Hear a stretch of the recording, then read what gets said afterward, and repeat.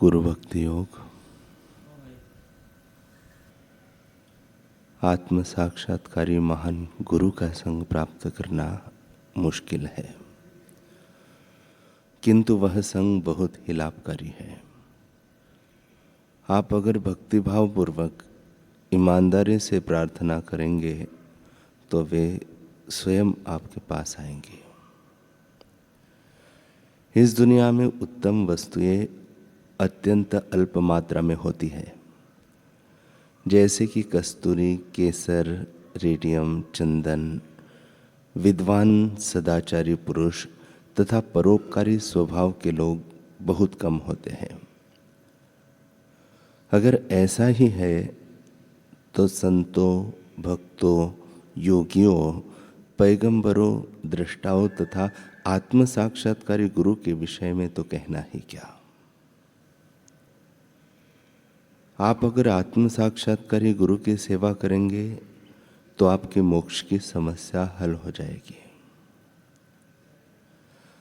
अगर पावनकारी आचार्य की सेवा में जीवन बिताओगे तो जीवन कृतार्थ हो जाएगा। स्वामी विवेकानंद जी कहते हैं कि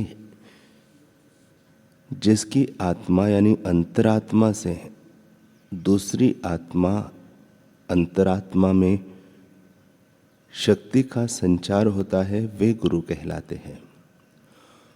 और जिसकी आत्मा में यह शक्ति संचारित होती है उसे शिष्य कहते हैं। यथार्थ धर्मगुरु में अपूर्व योग्यता होनी चाहिए और उनके शिष्य को भी कुशल होना चाहिए। जब दोनों ही अद्भुत और असाधारण होते हैं तभी अद्भुत आध्यात्मिक जागृति होती है, अन्यथा नहीं। तीर्णः स्वयं भीम भवार्णवः जनान हेतुनान्यनपि तास्यन्तः। वे भीषण भवसागर के उस पार स्वयं भी चले गए हैं और बिना किसी लाभ की आशा किए दूसरों को भी पार करते हैं। ऐसे ही मनुष्य गुरु है। और ध्यान रखो, दूसरा कोई गुरु नहीं कहा जा सकता। सच्चे सद्गुरु वे ही हैं जिनके द्वारा हमको अपना आध्यात्मिक जन्म प्राप्त हुआ है। वे ही वह साधन है जिसमें से होकर आध्यात्मिक प्रवाह हम लोगों में प्रवाहित होता है। वे ही समग्र आध्यात्मिक जगत के साथ हम लोगों के संयोग सूत्र है। व्यक्ति विशेष के ऊपर अतिरिक्त विश्वास करने से दुर्बलता और अंतःसार शून्य बहिर्पूजा आ सकती है, किंतु सद्गुरु के प्रति प्रबल अनुराग से उन्नति अत्यंत शीघ्र संभव है। वे हमारे अंतःस्थित गुरु के साथ हमारा संयोग करा देते हैं। यदि तुम्हारे गुरु के भीतर यथार्थ सत्य वे परमात्मा स्वरूप में जगे हैं तो उनकी आराधना करो।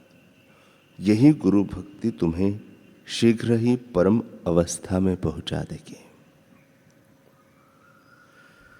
यदि किसी एक भी व्यक्ति में ब्रह्म का प्राकट्य हो गया हो तो सहस्त्रों लाखों मनुष्य उसी ज्योति के मार्ग से आगे बढ़ते हैं। ब्रह्मज्ञ पुरुष ही सद्गुरु बन सकते हैं, यह बात शास्त्र और युक्ति दोनों से प्रमाणित होती है। स्वार्थयुक्त ब्राह्मणों ने जिस कुलगुरु प्रथा का प्रचार किया है वह वेद और शास्त्रों के विरुद्ध है।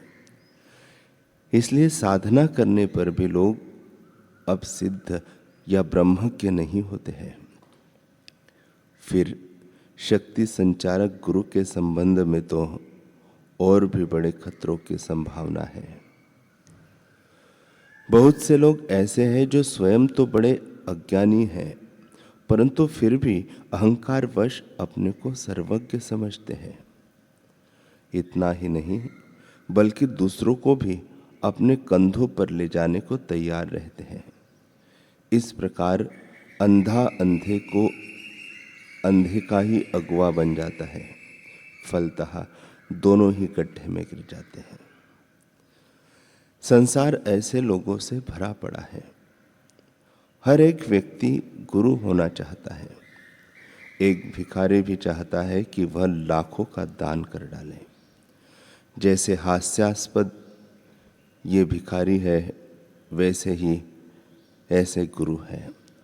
तात्पर्य यही है कि आध्यात्मिक शक्तिपात करने की योग्यता वाले गुरु बहुत ही विरले हैं।